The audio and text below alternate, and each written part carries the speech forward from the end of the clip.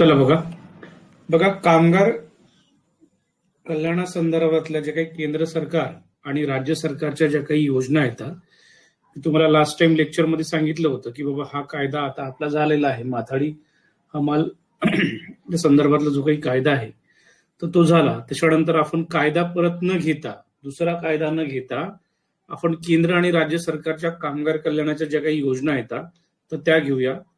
कारण की ह्या योजना अभ्यासामध्ये दिलेल्या नाहीयेत, परंतु अभ्यासामध्ये जरी दिलेल्या नसल्या तरीही आपल्याला माहिती आहे की टीसीएस अभ्यासक्रम देतो एक, आणि थोडासा अभ्यासक्रम असतो आणि विचारण्याचा त्याचा आवाका जास्त असतो. तर कामगार कल्याणच्या रिलेटेड ज्या काही केंद्र सरकारच्या योजना आहेत किंवा राज्य सरकारच्या ज्या योजना आहेत तर त्या काही करणार आहोत, आपण आज बघणार आहोत बघा. ठीक आहे. तर केंद्र आणि राज्य सरकारच्या कामगार कल्याण योजना, त्यामध्ये पहिली योजना आहे बघा श्रममेव जयते योजना. ही 2014 रोजी काय करण्यात आलेली आहे, सुरू करण्यात आलेली आहे. श्रममेव जयते योजना 2014. आता ही भारत सरकारने सुरू केली बघा. पंडित दीनदयाल उपाध्याय यांच्या स्मृतिप्रित्यर्थ भारत सरकारने कामगाराच्या हिताकरिता या योजनेची सुरुवात करण्यात आलेली आहे. ठीक आहे. कामगाराच्या हिताकरिता या योजनेची सुरुवात केलेली आहे. मग सुरुवात कधी केली, तर सुरुवात केली 16 ऑक्टोबर 2014 ला. ही तारीख आपल्याला लक्षात ठेवायची की बाबा 16 ऑक्टोबर 2014 रोजी काय करण्यात आलेली आहे, श्रममेव जयते योजना सुरू करण्यात आलेली आहे. तुम्हाला माहिती आहे की मोदी सरकार हे जे आहे तर हे 2014 मध्ये आलं होतं. तर तेव्हापासून भरपूर साऱ्या योजना काय झालेल्या आहेत, लॉन्च झालेल्या आहेत बघा. केंद्र सरकारच्या भरपूर साऱ्या योजना आहेत. 2014 ते 2026 पर्यंत जर कालावधी बघितला तर दरवर्षी केंद्र सरकार नवीन योजना काय करत असते, काढत असते. तर 14 पासून आपल्याला योजना जरा जास्त पाहायला मिळाल्या, म्हणून आपण 2014 पासून बरोबर काय केलेलं आहे, योजना घेतलेल्या आहेत. 2014 नंतरच ज्या काही योजना लॉन्च झाल्या त्याच्यावरतीच टीसीएस काय करेल, प्रश्न विचारेल. तर श्रममेव जयते योजना 2014 साली काय करण्यात आली, लॉन्च करण्यात आली. तारीख आहे 16 ऑक्टोबर 2014 ला याची सुरुवात झालेली आहे. आणि पंडित दीनदयाल उपाध्याय यांच्या स्मृतिप्रित्यर्थ भारत सरकारने ही योजना सुरू केली कामगाराच्या हिताकरता. मग या योजनेचे वैशिष्ट्य काय आहे तर ते आपण बघूया की नेमकं काय म्हणते बाबा ही योजना, हिचं वैशिष्ट्य काय आहे. तर उद्योगांना लेबर इन्स्पेक्ट जाचापासून मुक्ती देणे. आता लेबर जे आहेत आपले, जे कामगार आहेत, असंघटित कामगार आहेत, तर हे या श्रममेव जयते योजनेचा असा उद्देश आहे की जे काही त्यांच्यावरती वेगवेगळे जोर जबरदस्ती केली जाते, इन्स्पेक्ट लादले जातात, त्यापासून त्यांना काय करायचंय, जे काही क्रूर प्रथा आहेत त्या कामगाराच्या, तर त्यापासून त्यांना मुक्ती द्यायची आहे. श्रमिकाच्या भविष्य निर्वाह निधीसाठी योजनेत वैश्विक खाते क्रमांकाद्वारे सुसह्य आणणे. वैश्विक खाते म्हणजे समजा आपण हे वैश्विक म्हणजे एकच खातं राहील ज्या संदर्भामध्ये त्याचा भविष्य निर्वाह निधी तिथे काय होईल, म्हणजे तो काम आज महाराष्ट्रात करत राहिला की उद्या तो गुजरातमध्ये गेला तर त्याचं हे भविष्य निर्वाह निधीचं एकच खातं राहील, त्या जेणेकरून, आणि तो एकच क्रमांक राहील, ज्यामुळे त्याला भविष्यामध्ये जे काही त्याला तो रिटायर्ड झाल्यानंतर त्याला जो काही त्याने निधी जमा केलेला त्याच्या पेमेंटमधून कपात झालेला आहे तर तो त्याला कामा पडेल. आणि हे वैश्विक राहील, जेणेकरून त्यानं कुठेही जरी काम केलं कुठेही कंपनीमध्ये तर त्याला त्याचा भविष्य निर्वाह निधीचा लाभ घेऊ शकेल. ठीक आहे. श्रमिक क्षेत्रात पारदर्शकता आणणे. ठीक आहे. जे काही कामगार वर्ग आहे त्यामध्ये काय करणे, पारदर्शकता आणण्यासाठी ही श्रममेव जयते योजना सुरू केली. त्याच्यानंतर कामगार प्रश्नाविषयक दाद व तक्रार निवारणासाठी श्रम मंत्रालयाद्वारे एक खिडकी श्रमसुविधा पुरवण्यासाठी सुरू केली बघा.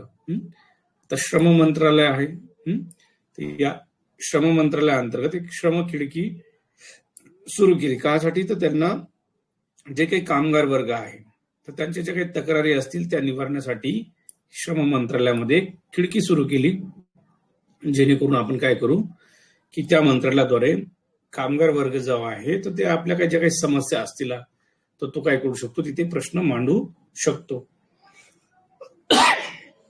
त्याच्यानंतर श्रमिकाचे हित राखण्याबरोबर आता श्रमिकाचे हित राखण्यासाठी ही श्रममेव जयते योजना सुरू केलेली आहे.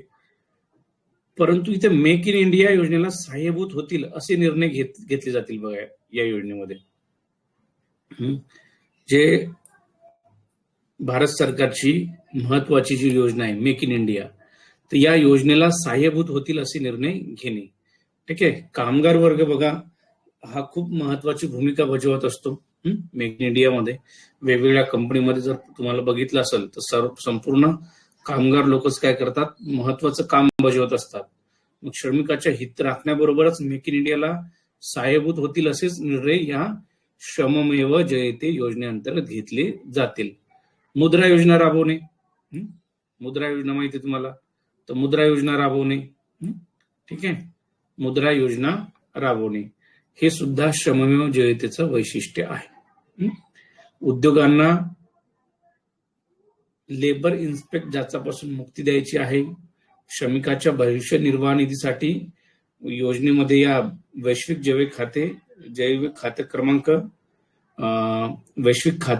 क्रमांक खोलायचा आहे. त्यामध्ये सुसहायता आणायची आहे. श्रमिक क्षेत्रामध्ये पारदर्शकता आणायची आहे. कामगाराचे जे काही प्रश्न आहेत, ज्या काही तक्रारी आहेत, तर त्या श्रम मंत्रालयाद्वारे एक खिडकी योजना सुरू करून त्या कशा लवकरात लवकर सोडवता येतील हे त्याचं वैशिष्ट्य आहे. आणि श्रमिकाचे हित तर राखायचंच आहे, परंतु जी आपली महत्वाची योजना आहे मेक इन इंडिया, या योजनेला सहाय्यभूत होतील असे निर्णय सुद्धा घ्यायचे आहेत. आणि मुद्रा योजनेला सुद्धा काय करायचंय, राबवायचं आहे. हे श्रममेव जयते योजनेचे काय होते, वैशिष्ट्य होते. मग आता श्रममेव जयते या योजनेचे स्वरूप काय बघा. स्वरूप काय आहे, तर श्रम सुविधा पोर्टल सुरू केलं जाईल. श्रम सुविधा पोर्टल सुरू करण्यात आलं म्हणजे कामगारासाठी एक पोर्टल सुरू करण्यात आलं. जे कामगार लोक आहेत त्यांच्यासाठी एक श्रम सुविधा पोर्टल सुरू करण्यात आलं. कर्मचारी भविष्य निर्वाह निधीसाठी वैश्विक खाते निर्माण करण्यात आले. त्यानंतर अप्रेंटिस योजना जी आहे, आता बघा बरेच ITI वाले असतील किंवा वेगवेगळे जे टेक्निकल एज्युकेशन घेतात त्यांना वेगवेगळ्या ठिकाणी बघा अप्रेंटिससाठी 6 महिने 1 वर्षासाठी पाठवलं जातं.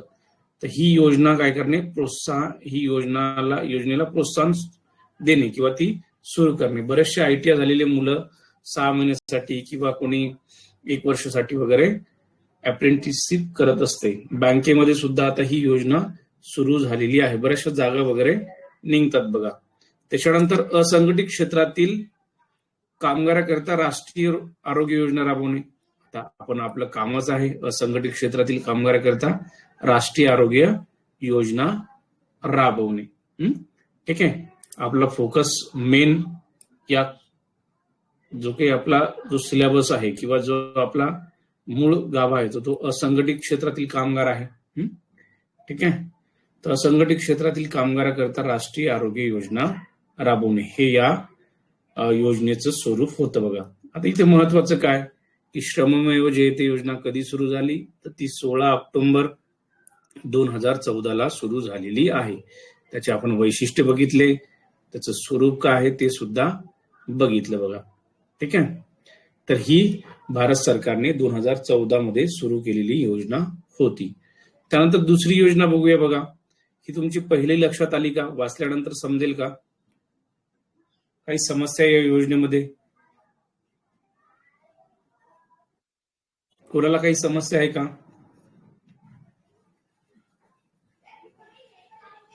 हॅलो, आवाज येतोय, बरोबर चालू आहे सर्व? कमेंट करा, मेसेज करा, काहीतरी करा. चालू आहे ना बरोबर? हो. मध्ये मध्ये बोलत चला बघा, नाहीतर काय होईल, माझं इकडे चालू राहायचं आणि प्रश्न विचारला तर मला म्हणजे प्रतिसाद द्या की हो नाही असं, म्हणजे मला कळेल. ठीक आहे. त्याच्यानंतर दुसरी जी योजना आहे बघा, प्रधानमंत्री सुरक्षा विमा योजना. ठीक आहे. प्रधानमंत्री सुरक्षा विमा योजना ही पण एक महत्वाची काय आहे, योजना आहे बघा. ठीक आहे.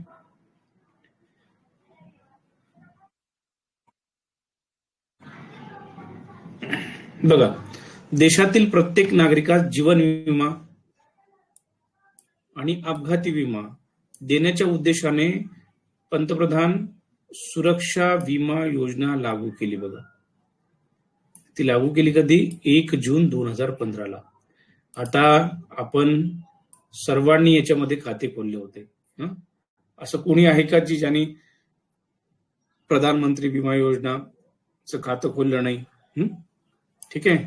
याच्यामध्ये जीवन विमा आणि अपघाती विमा देण्याच्या उद्देशाने प्रधानमंत्री सुरक्षा विमा योजना, आपण कॉलेजमध्ये वगैरे, मी कॉलेजमध्ये होतो तर तेव्हा हे आमच्या कॉलेजमधूनच घेतलं होतं बघा सर्व करून. देशातील प्रत्येक नागरिकास MSW ला होतो तेव्हा हे केलं होतं बघा.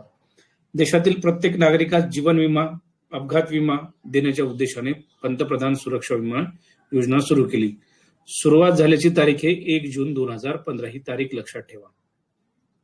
त्यानंतर या योजनेचं वैशिष्ट्य काय आहे, तर या योजनेनव्हे 18 ते 70 वर्ष वयोगटातील सर्व बचत बँक खातेधारकांना, ज्याचं बँकेमध्ये खातं आहे अशा खातेदारांना 12 रुपये भरून 1 वर्षाचे अपघात विमा संरक्षण देण्यात आलं होतं बघा.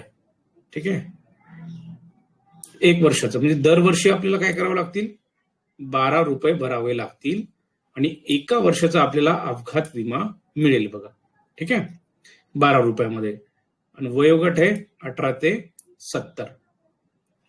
या योजनेचे कार्यान्वय कुणाकडे दिलं, तर ज्या काही बँका असतील त्यांच्याकडे आणि सार्वजनिक क्षेत्रातील इन्शुरन्स कंपन्या ज्या आहेत तर यांच्या सहयोगाने हे काय करण्यात आलं होतं, राबवण्यात आली होती ही योजना.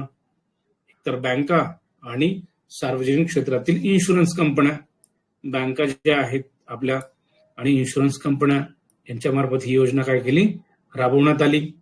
मग विमा उतरवणाऱ्या व्यक्तीला आधार क्रमांकाद्वारे योजनेमध्ये सहभागी करता येत होतं किंवा होता येत होतं बघा. ठीक आहे.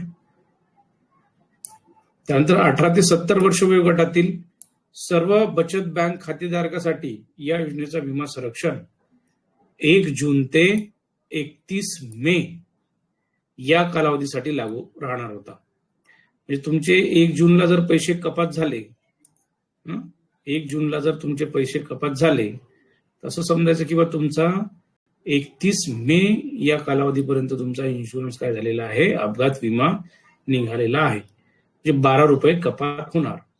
या कालावधीमध्ये आपल्याला 1 जून पासून तर 31 मे हा असं वर्ष राहणार होतं. ठीक आहे. 12 रुपयामध्ये आपल्याला अपघात विमा मिळणार होता. 18 ते 70 वयोगट.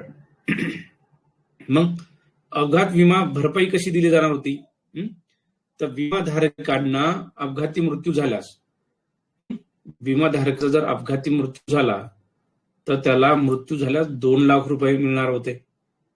2 लाख रुपये मिळतात त्याच्यामध्ये. अपघाती जर मृत्यू झाला तर 2 लाख रुपये मिळतात. त्यानंतर अपघातामध्ये त्याचे दोन्ही डोळे किंवा दोन्ही हात किंवा दोन्ही पायाचा वापर करण्याची क्षमता गमावली त्यांनी, तरी सुद्धा काय मिळतात, 2 लाख रुपये मिळतात बघा.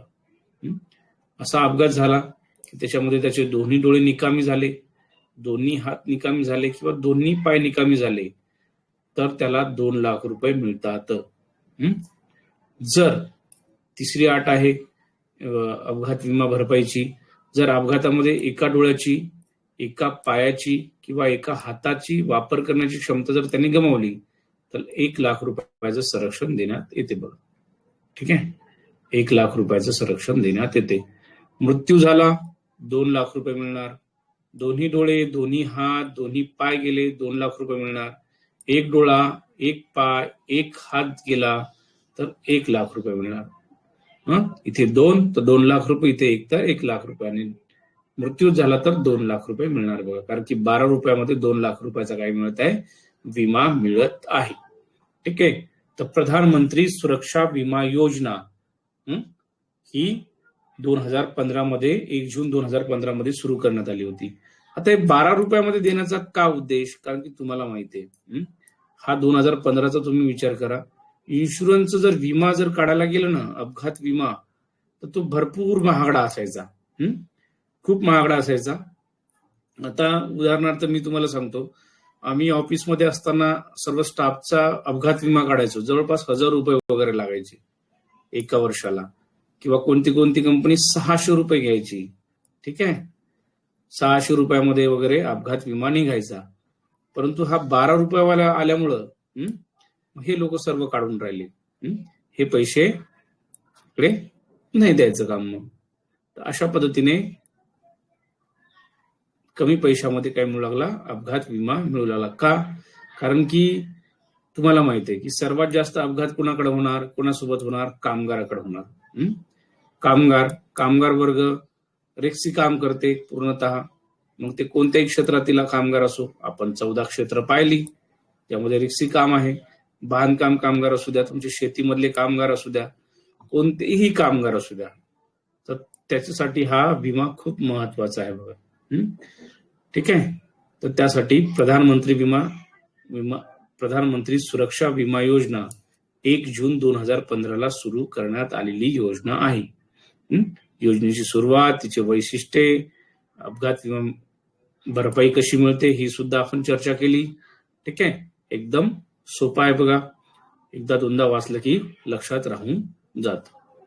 त्यानंतर बघा, एकाच दिवशी 2 योजना सुरू झाल्या होत्या. प्रधानमंत्री जीवन ज्योती विमा योजना. प्रधानमंत्री जीवन ज्योती विमा योजना. तर या योजनेमध्ये काय?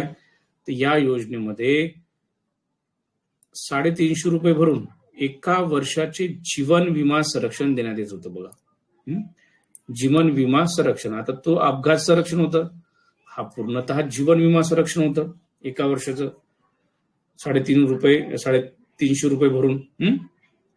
या योजनेची सुरुवात सुद्धा सेम डेला झालेली आहे. 1 जून 2015 रोजी काय झालेली आहे? सुरुवात झालेली आहे. आणि बँक खातेदारास केवळ एका वर्षासाठी 350 रुपये भरायचे होते. मग या योजनेचे वैशिष्ट्य काय आहेत बघा. या योजनेचे वैशिष्ट्य आपल्याला लक्षात घेणं अपेक्षित आहे की या योजनेमध्ये विमाधारकांना कोणत्याही कारणाने मृत्यू झाल्यास तर त्याला काय मिळत होतं? विमा संरक्षण मिळत होतं. आता वरचा जो आपण बघितला तो अपघात विमा होता. अपघाताने त्याचा मृत्यू झाला तरच या योजनेचा फायदा मिळणार होता, प्रधानमंत्री सुरक्षा विमा योजनेचा. परंतु प्रधानमंत्री जीवन ज्योती विमा योजना जी आहे, तर याच्यामध्ये 350 रुपये भरावे लागतात वर्षाला. तर याला एका वर्षाचं विमा कव्हर मिळते किंवा विमा संरक्षण मिळतं. आणि या योजनेचं असं वैशिष्ट्य आहे की विमाधारकांना कोणत्याही कारणाने मृत्यू झाला, मग तो कोणत्याही कारणाने हो, तर त्याला पूर्णतः विमा संरक्षण मिळतं बघा. मग ही योजना LIC आणि इतर जीवन विमा कंपन्यामार्फत राबवण्यात येत होती. म्हणजे राबवण्यात येत आहे आता सुद्धा. एकतर LIC तुम्हाला माहिती आहे बघा, इन्शुरन्स सेक्टर मधला ब्रँड आहे. सर्वांना माहिती आहे. आणि इतर जे काही SBI असेल, भरपूर साऱ्या जे काही जीवन विमा कंपन्या आहेत, HDFC लाईफ आहे, तर अशा विमा कंपन्यामार्फत ह्या योजना म्हणजे ही योजना राबवली जाते. मग 18 ते 50 वर्ष वयोगटातील ज्या खातेदाराचं बँकमध्ये खातं आहे, तो खातेदार काय होऊ शकत होता किंवा तो लाभार्थी याच्यामध्ये सहभागी होऊ शकत होता बघा. याला लिमिटेशन आहे 18 ते 50. तिकडे 18 ते 70 वर्ष होतं. ही बाब लक्षात ठेवावं लागलं आपल्याला की 18 ते 50 वर्ष वयोगटातील सर्व बचत बँकेमध्ये ज्याचं खातं आहे, बचत खातं, तर त्या खातेदारांना सहभागी होता येऊ शकत होतं. या योजनेमध्ये देण्यात येणारा विमा संरक्षणाचा कालावधी हा सुद्धा 1 जून ते 31 मे असा एका वर्षासाठी काय करण्यात आलेला आहे? निर्धारित करण्यात आलेला आहे बघा. ठीक आहे, 1 जून पासून सुरुवात होतो आणि 31 मेला तो वर्ष संपतं. पहिला तर आपल्याला रिन्युवेशन करावं लागतं. ठीक आहे, काही बँकवाले ऑटोपे लावतात. म्हणजे बरोबर खात्यामधून 12 रुपये कटणार, बरोबर 350 रुपये कटणार 1 वर्ष झाल्यानंतर. ठीक आहे, काही काही बँकेवाले लावत नाहीत, ते म्हणतात तुम्ही स्वतः भरा किंवा तुम्ही हे करा. ठीक आहे. तर प्रधानमंत्री जीवन ज्योती विमा योजना, जीवन ज्योती, ठीक आहे, तर त्याच्यासाठी 350 रुपये भरावे लागतात. आणि प्रधानमंत्री अपघात विमा योजना किंवा प्रधानमंत्री सुरक्षा विमा योजना, ठीक आहे, सुरक्षा विमा योजना, त्याच्यामध्ये अपघातासाठी 12 रुपये भरायचे आहे आणि 1 वर्षासाठी आपल्याला काय मिळेल, संरक्षण मिळेल बघा. ठीक आहे, एका दिवशी लॉन्च झालेल्या ह्या दोन्ही योजना आहेत. तर विम्याची भरपाई कशी मिळेल? प्रधानमंत्री जीवन ज्योती विमा योजनेची भरपाई कशी मिळेल बघा. तर विमाधारकाचा वयाच्या 55व्या वर्षाच्या आत, 55 वर्ष होण्याच्या आत कुठल्याही कारणाने मृत्यू झाल्यास तर त्याच्या वारसाला 2 लाख रुपये मिळणार बघा. 55 वर्ष होण्याच्या आत जर विमाधारक म्हणजे मृत्यू होत असेल त्याचा, तर त्याच्या वारशाला काय मिळणार आहे, 2 लाख रुपयाची भरपाई मिळणार आहे. ठीक आहे, पण इथे 8 दिली, 55 वर्षाच्या आत झाला तरच. ही 8 खूप महत्वाची आहे. जर संयुक्त नावाने बचत खाते असल्यास कुटुंबातील सदस्यांनाही या योजनेमध्ये सहभागी होता येतं. ठीक आहे, असं काही नाही संयुक्त खातं, तर आता बरेचसे लोकांचे संयुक्त खाते आहेत, परंतु प्रत्येक सदस्याला याच्यामध्ये काय होता येतं, सहभागी होता येतं बघा. आजही तुम्ही बँकेमध्ये जर गेला तर बँकेमध्ये हे सर्व बोर्ड लागलेले असतात. तुम्ही आजही 350 रुपयाचा विमा आणि हा 12 रुपयाचा विमा काय करू शकता, तुम्ही काढू शकता.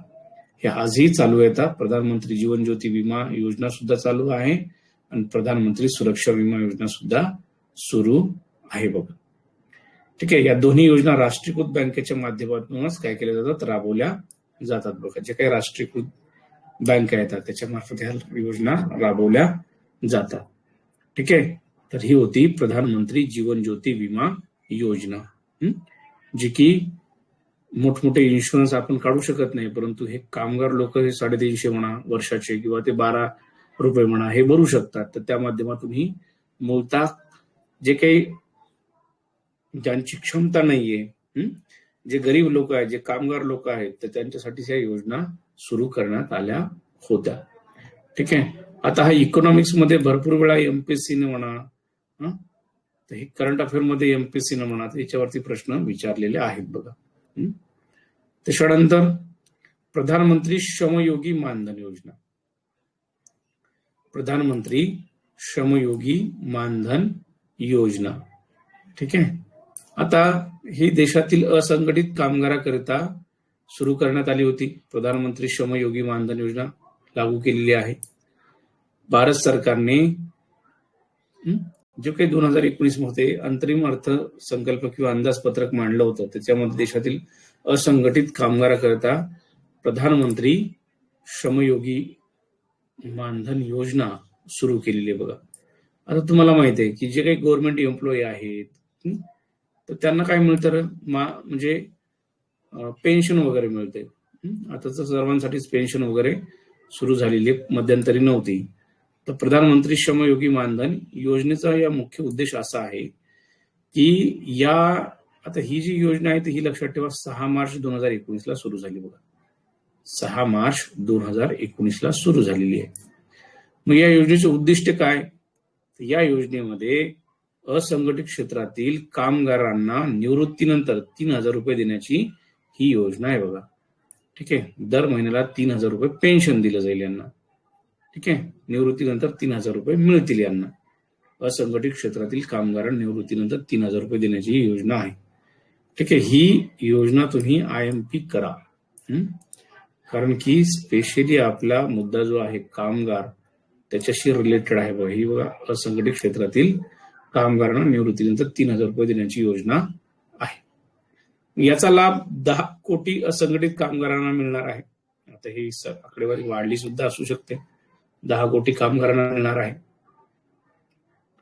ठीक आहे, त्याच्यानंतर वयोगटाचा जर विचार केला तर याच्यामध्ये 18 ते 40 दरम्यान, 18 ते 40 या दरम्यान या वयोगटातील 15,000 रुपयापर्यंत उत्पन्न असणाऱ्या अशा कामगारांना या योजनेचा लाभ मिळणार आहे. ठीक आहे. ग्रामीण भागामध्ये सर्वच लोकांनी याची काय केली होती रे, नोंदणी केली होती. आणि नोंदणी करणारे पहिले श्रीमंत होते गावातले, कारण की त्यांनाच माहित होत असतात सरकारच्या योजना पहिले. गरीब लोकांना, कामगारात ती योजना माहीत पण नसते काय चाललंय म्हणून. तर नंतर मात्र केली होती बघा. 18 ते 40च्या दरम्यान वय असलं पाहिजेत आणि 15,000 रुपयापर्यंत आपलं उत्पन्न असायला पाहिजे. अशा कामगारांना या योजनेचा लाभ मिळतो. या योजनेचा लाभ घेण्याकरता 18 ते 28 वर्ष म्हणजे ए नावाचा व्यक्ती आहे, त्याचा 18 ते 28 वर्ष जर असेल तर त्याला 55 रुपये भरावं लागतील बघा. किती? 55 रुपये. 18 ते 28 या जर दरम्यान वय असेल, 18 ते 28 पर्यंत वय असेल तर त्याला किती रुपये भरावे लागतील? 55 रुपये महिन्याला, दरमहा 55. आणि 29 ते 39 जर वय असेल, 29 ते 39च्या दरम्यान जर वय असेल तर त्याला किती? 100 रुपये भरावे लागतील. ठीक आहे. आणि 40 वय जर असेल, 40, तर त्याला दरमहा 200 रुपये भरावे लागतील बघा. ठीक आहे. किती रुपये? 200 रुपये 40 वय जर असेल तर. कारण की आपल्याला माहिती आहे की ही योजना 18 ते 40 या वयोगटातीलच व्यक्तीसाठी आहे. 18 ते 28 दरम्यान 55 रुपये, 29 ते 39 दरम्यान 100 रुपये आणि 40 वर्ष जर असेल तर 200 रुपये भरावे लागतील. मग कामगार जितकी रक्कम भरतील तितकंच काय टाकणार आहे त्या योजनेत सरकार जमा करेल बघा. समजा उदाहरणार्थ कामगारांनी 100 रुपये जर टाकले, या गटामध्ये तो मोडत आहे, तर 100 रुपये जर त्यानं टाकले कामगारांनी, तर सरकार सुद्धा 100 रुपये टाकेल. असे 200 रुपये होतील. आणि या 200 रुपयाचं जे काही बेनिफिट मिळेल तर तो कोणाला मिळणार आहे रे? या कामगारांना मिळणार आहे. ठीक आहे. कामगाराला काय मिळणार आहे? याचा फायदा मिळणार आहे बघा. आणि कामगार जितकी रक्कम भरतील तितकीच रक्कम सरकार त्या योजनेमध्ये जमा करेल. या कामगारांना 60 वर्षानंतर रोजगार व नोकरी नसेल तेव्हा मासिक 3,000 रुपये पेन्शन दिलं जाईल बघा. मासिक काय केलं जाईल? 3,000 रुपये पेन्शन दिलं जाईल. तर ते योजना आहे प्रधानमंत्री श्रमयोगी मानधन योजना. 6 मार्च 2019ला या योजनेची काय झालेली आहे? सुरुवात झालेली आहे. त्याचे उद्दिष्ट आपण बघितले बघा. ठीक आहे. त्याचे उद्दिष्ट काय केले? बघितले. ठीक आहे. त्याच्यानंतर स्वावलंबन योजना आहे बघा. स्वावलंबन योजना. तर ही प्रधानमंत्री श्रमयोगी मानधन योजना सर्वांना कळाली का? ठीक आहे. याची पीडीएफ मी लेक्चर झाल्या तुम्हाला देऊन देतो. वाचायचं पूर्ण.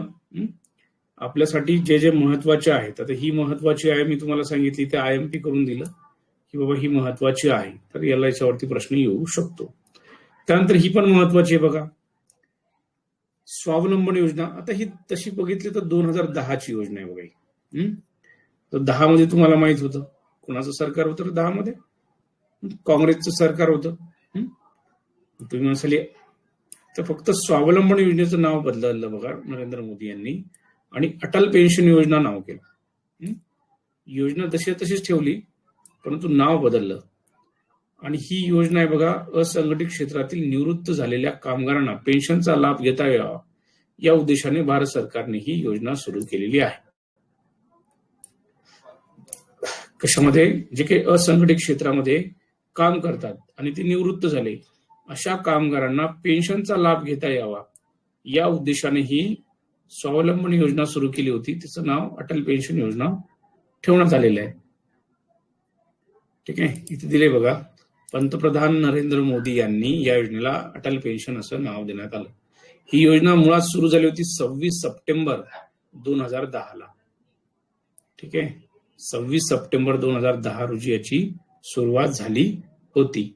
पात्रता जर म्हटलं तर या योजनेची पात्रता म्हणजे 18 ते 60 18 ते 60 वयोगटातील असंघटित क्षेत्रातील लोक पात्र होते बघा. ठीक आहे, म्हणजे असंघटित क्षेत्रातील कामगार लोक पात्र होते. 18 ते 60. 18 ते 60 या वर्ष वयोगटातील जर ते असतील तर त्यांना काय असंघटित क्षेत्रामध्ये ते मोडत असतील तर ते पात्र होते या योजनेसाठी.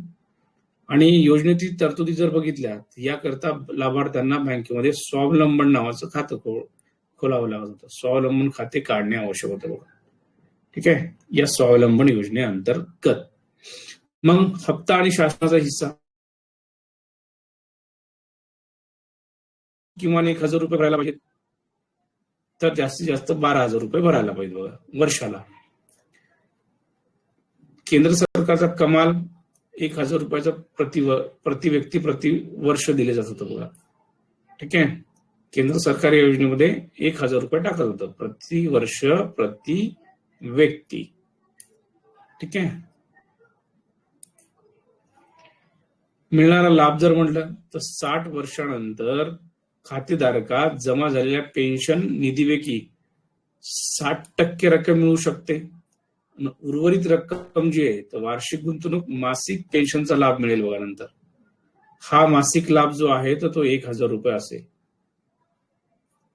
60 वर्ष झाले, 60 वर्षानंतर खातेदाराने जेवढी काही जमा केली पेन्शन निधीमध्ये तर ती 60% रक्कम मिळू शकते. म्हणजे 100 रुपये जर जमा झाले असतील बाबा, पूर्णतः उदाहरण घेण्यासाठी 100 रुपये जर जमा झाले तर तुम्हाला याच्यामधले 60 रुपये मिळतील. 40 रुपये परत काय राहतील रे, डिपॉझिट राहतील, किंवा ते उर्वरित रक्कम वार्षिक गुंतवणुकीत म्हणजे ऍड केली जाईल आणि त्याला मग नंतर मासिक पेन्शनचा लाभ मिळेल बघा. कोणाला, जो काही असंघटित क्षेत्रातील कामगार आहे त्याला 1,000 रुपये मासिक लाभ मिळेल. किती हजार रुपये, तर 1,000 रुपये मासिक लाभ त्याला काय होईल, मिळेल बघा. ठीक आहे, मग व्यवस्थापन योजना कशी, तर बघा पेन्शन निधी आणि नियामक विकास प्राधिकरण जे आहे, पेन्शन निधी नियामक व विकास प्राधिकरण या योजनेचं व्यवस्थापन करेल बघा. या योजनेचं काय करेल, व्यवस्थापन करेल. तर नरेंद्र मोदी यांचं सरकार 2014 मध्ये आल्यानंतर त्या योजनेचं नाव अटल पेन्शन योजना झालं होतं. ठीक आहे, परंतु ती मुळात स्वावलंबन योजना होती बघा. 18 ते 60 वर्ष वयोगटातील व्यक्ती असंघटित क्षेत्रातील कामगार याच्यामध्ये पात्र आहेत. 26 सप्टेंबर 2010 रोजी काय झालेली आहे, ही योजना सुरू झालेली आहे बघा. ठीक आहे, त्याच्यानंतर पंतप्रधान स्वनिधी योजना, पंतप्रधान स्वनिधी योजना बघा. आता ही खूप महत्वाची योजना आहे आणि या योजनेनं कोविड-19 मध्ये खूप चांगलं काम केलं बघा. ठीक आहे, आता मी स्वतः काम केलं या योजनेमध्ये, तुम्हाला पूर्णतः माहिती आहे. कामगार जे काही फेरीवाले असतील त्यांच्यासाठी आपण हे बऱ्याचशा नरेंद्र मोदी सरकारने ही योजना सुरू केली होती बघा. आणि त्याला जास्त फोकस कोरोनामध्ये दिला गेला होता. भारत सरकारने भारतातील 50 लाख फेरीवाल्यांना आर्थिक मदत करण्याच्या उद्देशाने पंतप्रधान स्वनिधी योजना जाहीर केली. योजनेची सुरुवात जर म्हणलं तर 21 एप्रिल 2015 ला झाली होती बघा ही योजना सुरू. 21 एप्रिल 2015. पण सर्वात जास्त फायदा याचा कोरोनामध्ये देण्यात आला. कुणाला, फेरीवाले जे असतात, फेरीवाले म्हणजे हे जे काही आपल्याला भाजीपाला विकणारे असतात बघा, किंवा वेगवेगळे छोटे मोठे दुकानदार असतात जे शहरामध्ये गल्लीमध्ये फिरून आपलं सामान विकत असतात, त्यांना फेरीवाले असे म्हणतात. किंवा जे रोडवरती बिझनेस टाकतात, छोटा मोठा आपला व्यवसाय, आणि ते कधीही त्यांचं दुकान उठवलं तर ते उठलं जाऊ शकतं, गडावरती दुकान असतं त्यांचं. तर फेरीवाल्यांना आर्थिक मदत देण्याच्या उद्देशाने पंतप्रधान स्वनिधी योजना जाहीर केली होती बघा. 21 एप्रिल 2015 रोजी या योजनेची सुरुवात झाली. योजनेतील तरतूद काय बघा, या योजनेअंतर्गत फेरीवाल्यांना 10,000 रुपयाचे कर्ज दिले जाणार होते. म्हणजे दिले गेले बघा. पहिले 10,000 रुपये होते, मग नंतर 20,000 रुपये सुद्धा त्याचं करण्यात आलेलं आहे आता. कोविड-19 मध्ये 10,000 रुपये दिले होते, आता ती रक्कम 20,000 रुपये केलेली आहे. या योजनेअंतर्गत फेरीवाल्यांना 10,000 रुपयाचे कर्ज दिले जाणार. मग ते काय केले जाणार? वर्षभरासाठी हे कर्ज दिले जाणार असून मासिक तत्वावर त्याची परतफेड करायची आहे. यावर व्याज जर म्हटलं तर 7% म्हणजे 7% व्याज आकारले जाणार असून वेळेवर कर्ज भरणाऱ्यांना भरलेलं व्याज बँक खात्यामध्ये परत केलं जाणार आहे. म्हणजे फॉर एक्झाम्पल आता तुम्ही 10,000 रुपये घेतले आणि 7% तुम्हाला जे काही 12 महिन्याचे जे काही व्याज लागलं, तर ते व्याज तुम्ही जर वेळेवर फेडलं, मुद्दल आणि व्याज जर वेळेवर फेडलं, तर तुम्ही जेवढं काही व्याज लागलं समजा उदाहरणार्थ, तर ते व्याज जे आहे ते तुम्हाला परत मिळणार आहे बघ. म्हणजे कामगारांना परत मिळणार आहे किंवा फेरीवाले जे आहेत त्यांना परत मिळणार आहे. पंतप्रधान स्वनिधी योजना. ठीक आहे. तर 1 एप्रिल 2015 रोजी काय झालेली आहे, त्याची सुरुवात झालेली आहे. आता याची रक्कम सुद्धा वाढवली, तर ती जास्त रक्कम केलेली आहे. आणि विशेषतः हे कोणाला देण्यात आलं होतं बघा पहिल्यांदा, जे काही महिला बचत गट आहेत किंवा ज्यांच्या सर्वे केला होता कोरोनामध्ये आणि जे फेरीवाले आहेत तर त्यांना सुद्धा ही काय दिला होता, लाभ दिला होता बघा. ठीक आहे. या योजनेचा लाभ त्यांना सुद्धा दिला होता. पण परंतु पहिले 10,000 रुपयाचे चेक्स दिल्या जायचे, नंतर डीबीटी केला जायला लागलं. पहिले चेक होता, नंतर डायरेक्ट खात्यामध्ये ट्रान्सफर सुद्धा करण्यात आले बघा. ठीक आहे. मग उत्तर प्रदेश जे राज्य आहे, उत्तर प्रदेश राज्याने प्रथम पंतप्रधान स्वनिधी योजनेची प्रथम अंमलबजावणी केली बघा.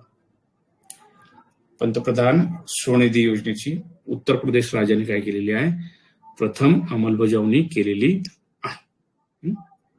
ठीक आहे. तर ह्या एवढ्या होत्या बघा 6 प्रकारच्या केंद्र सरकारच्या योजना. ठीक आहे, ज्या कामगाराशी रिलेटेड आहेत. ठीक आहे.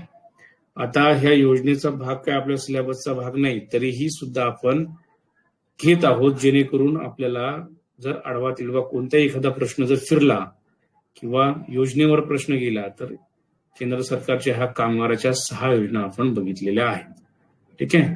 पहिली श्रममेव जयते योजना 16 ऑक्टोबर 2014 सुरू झाली. त्याच्यानंतर दुसरी आपण बघितली प्रधानमंत्री सुरक्षा विमा योजना, जी 1 जून 2015 सुरू झाली.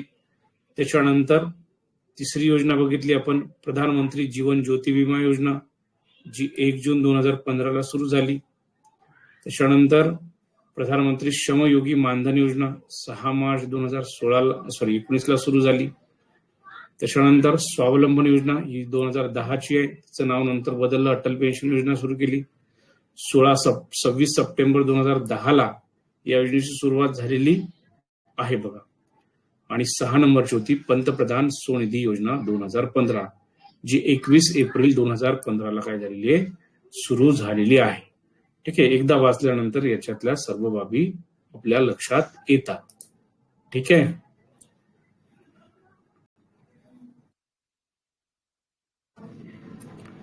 लक्षात आलं का? ज्या 6 योजना आपण शिकलो त्या समजल्यात का? थोड्याफार तरी वाचल्यानंतर समजल्या जाईल सर्व. अक्षय सर, मंगल मॅडम, गायत्री मॅडम, हो सर, मंगला मॅडम, आलं लक्षात? हो. ठीक आहे. तर आपण आज काय करूया, आज आपण केंद्र सरकारच्या योजना बघितल्या. तर उद्या आपण म्हणजे जम्बलिंग न होण्यासाठी बघा, मी बरोबर चाललोय. आज आपण बरोबर केंद्र सरकारच्या ज्या योजना होत्या त्या बघितल्या. उद्या आपण राज्य सरकारच्या योजना बघणार आहोत. राज्य सरकारच्या एवढ्या म्हणजे काही विशेष योजना नाही, जसे केंद्र सरकारने सुरू केल्या. केंद्र सरकारच्याच राज्याला पण लागू होतात योजना, तुम्हाला माहिती आहे. मग राज्य असं काही विशेष करत नाही, पण छोट्या मोठ्या योजना आहेत राज्य सरकारच्या. जसं की मी तुम्हाला दाखवतो बघा आता. ठीक आहे. बघा, शैक्षणिक योजना महाराष्ट्र शासन. ठीक आहे. मग कामगाराच्या मुलांना काय काय शिष्यवृत्ती दिली जाते, क्रीडा संदर्भात शिष्यवृत्ती काय आहे, परदेशामध्ये शिक्षण देण्यासाठी काय शिष्यवृत्ती आहे, पाठ्यपुस्तकासाठी काय शिष्यवृत्ती आहे, MSCIT साठी काय प्रोत्साहनपर अनुदान आहे, स्पर्धा परीक्षा उत्तीर्ण विद्यार्थ्यांसाठी काय योजना आहे, शासन मान्य ग्रंथपालन प्रमाणपत्र प्रशिक्षण वर्ग, हे सुद्धा चाललं जातं बघा. तर हे उद्या आपण बघणार आहोत, काय करणार आहोत उद्या बघणार आहोत. परंतु तुम्हाला दिसते का इथं कुठं म्हणजे असे केंद्र सरकारसारख्या योजना दिसतात का? नाही. छोट्या मोठ्या ज्या काही कल्याणकारी योजना आहेत तर त्या कामगार कल्याणासंदर्भात महाराष्ट्र शासनाच्या आहेत. त्याच्यावरती पण प्रश्न येऊ शकतो बरं, येऊ शकतो. आता उदाहरणार्थ असा जर प्रश्न विचारला की कामगार कल्याण अंतर्गत शिष्यवृत्तीचा लाभ घेण्यासाठी किंवा MSCIT चा लाभ घेण्यासाठी किती पर्सेंटेज किंवा किती टक्के अनिवार्य आहेत, तर उत्तर देता येईल का? किती टक्के त्या विद्यार्थ्याला पडणे अपेक्षित आहे वर्ग 10वी मध्ये?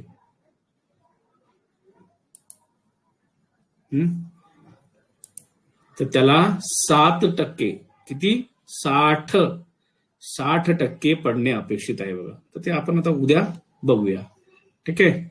तर मला सांगा, काही प्रश्न आहे का? तुम्ही तुमचा या 6 योजना आपण बघितल्या, याच्यावरती काही प्रश्न आहे कोणाचा? विचारू शकता तुम्ही.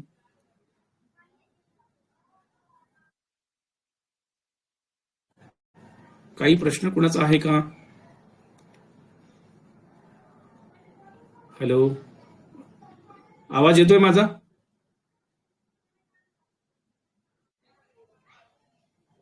आवाज येतोय का?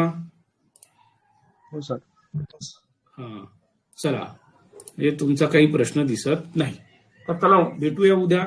उद्या बघूया आपण महाराष्ट्र सरकारच्या ज्या कामगार कल्याणाच्या योजना आहेत तर त्या योजना बघूया. मी आताच ही PDF तुम्हाला काय करतो, सेंड करतो, जेणेकरून तुम्हाला काय एकत्रित देऊ मग PDF सर्व?